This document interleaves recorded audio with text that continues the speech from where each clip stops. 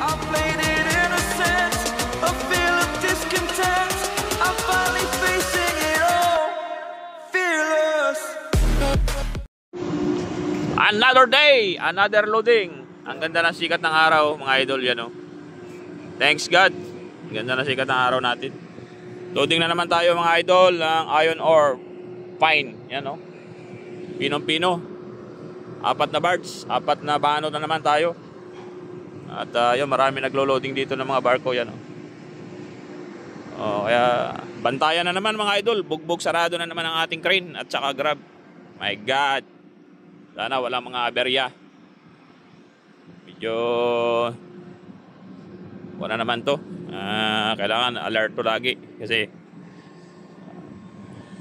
condition yan oh. Mga parts nila. Pakabigat pa naman ng kargada. Yung ano, yung pino na ano na iron ore. Kaya yun, tinawagan niya tayo dahil yung grab daw na Ono ay hindi sasara. Kaya yun, medyo nagloloko yung ating Ono na grab. Saka wala, bugbog sarado talaga ating mga grab nito. Yung mga plate niya na bugbog doon sa karga na ano, limestone. Kaya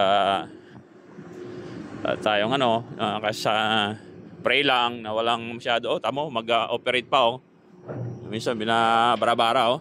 Kaya kailangan sabihan din yung mga operator. Ano, di maayos pag-operate. Binabarabara.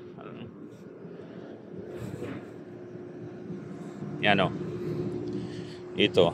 Kukuha kasi ng kargada yan. Yan.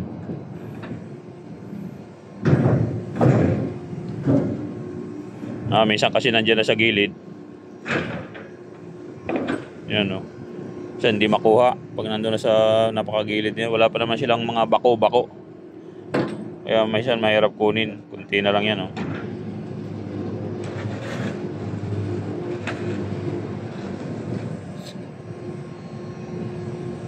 Yan, kukuha ang likod.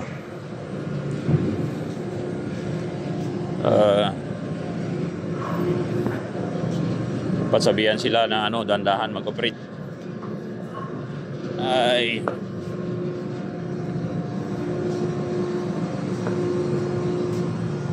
Kargada na. Mga 5 days daw ang estimate loading. Tapos dito pa, India to India pa. Dadalhin lang doon sa kabila, sa Mumbai. 21 hours lang ang biyahe. Napakalapit. Tapos gamit na naman doon sa Mumbai. Oh my God. Dito pa tayo sa mga ano na alam na mga kabaro natin yan pag nandito sa lugar na ganito. My God. Oh, mataas pa. Binababa na ang kargada oh. Malupit talaga to mga to. Okay guys, idol, keep safe everyone. God bless us all. Mama Chip Chip.